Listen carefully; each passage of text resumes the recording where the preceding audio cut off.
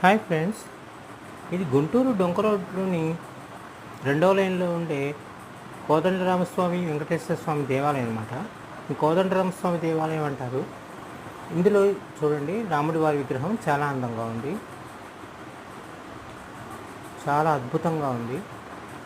చాలా పాత గుడి అనమాట ఇది. మేము చిన్నప్పుడు వెళ్ళేవాళ్ళం ఇక్కడికి చదువుకునేటప్పుడు. ఈ పక్కనే వెంకటేశ్వర స్వామి గుడి కూడా ఉంది. ఈ విగ్రహం కూడా చాలా అద్భుతంగా ఉంది. ఎప్పుడెప్పుడో చిన్నప్పుడు చూసాం, మాకు గుర్తులేదు.